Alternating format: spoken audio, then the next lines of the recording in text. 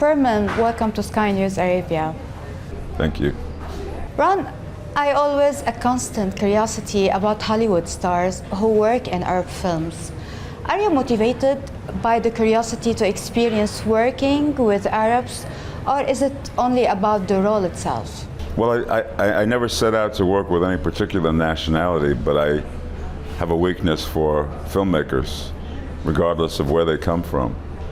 And when you can combine cultures and share differences through a lens that is bringing people together like cinema, then that's an extra dimension that you don't get if you're just, working in your own backyard your whole life.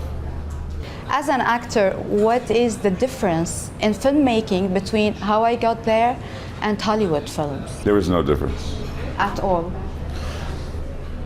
I mean, every movie is different regardless of whether it's just American or whether it's Arab, but filmmaking is a universal language. It's done the same way whether you're in China or Africa or United States or South America or France or Italy or in the Middle East. We're all here to explore the problems of life and how you respond to your speed bumps and your adversities and what you are aspiring to and how to achieve your dreams. So the language may be different, but those things are the same everywhere. And what I was responding to was not because it was a Kuwaiti script or Middle Eastern script, but I was responding to the storytelling, which I understood because it's universal, and to how interested I was in participating in this unique world. In your opinion, and maybe according to your experience, what is really missing in our films for them to be at the top of the box office globally, as is the case in Hollywood maybe? There's no reason you can't be. You can be if you want to be.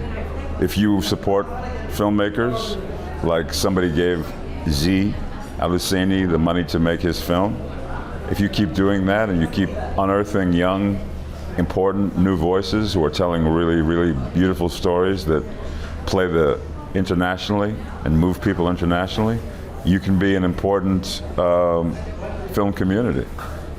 It has only to do with intention and the will to do it. If you support filmmakers, if you're in a culture that supports filmmakers, you can be as important a producer of new content as anywhere in the world. Hollywood films presented the Arabs in a completely different way than they really are. Tell us more about your experience in the Arab world. Well, that's why it's important to support filmmakers, because you have a shot at understanding what ordinary people's lives look like, rather than stuff you see on the news where they're making you the enemy or they're singling you out for being different. You're really not that different. We all have the heart. We all dream. We all want the best for our children. We all want the best for ourselves. These are things that movies explore. And you can do it the same as it's done anywhere in the world. Hollywood has no particular market cornered for that. It's just that they've been doing it for a long time, 100 years, and they have a tradition of creating movies. But it can happen here. It's just about the will to make it happen. And the more you send to the world, shining a light on the beauty of your culture, the more we'll understand who you are, rather than listening to what's on the news.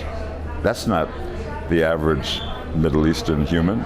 You keep saying Hollywood. I'm the wrong guy to be talking to about Hollywood. You're American and you're a Hollywood star. But my career has nothing to do with Hollywood. Yeah? I work only in independent films, which could be made anywhere. And I've worked on 5 French films, on 7 Mexican films, and now something in Kuwait. I've worked in the United States, but I don't do studio movies very much. Every once in a while, yes, but no. If you're looking for me to represent some Hollywood point of view, I'm sorry, I'm the wrong guy. But you're famous in superheroes movies. What is exciting about performing this type of characters? I mean, it depends on the superhero you're playing. I love playing Hellboy because of his heart, because his point of view. He's a very kind of underachiever. He's not somebody who regards himself as a superhero. He regards himself more as a kind of guy who wants to stay home and eat pizza and watch cartoons or Marx Brothers movies. And the fact that he has these responsibilities to save the world, he'd rather not, which is what makes him interesting to me. So when I played a superhero, it was an unsuperhero. It was an anti-superhero. And it was interesting because it was not one-dimensional. It was somebody with shadings of nuance. Thank you so much. Thank you.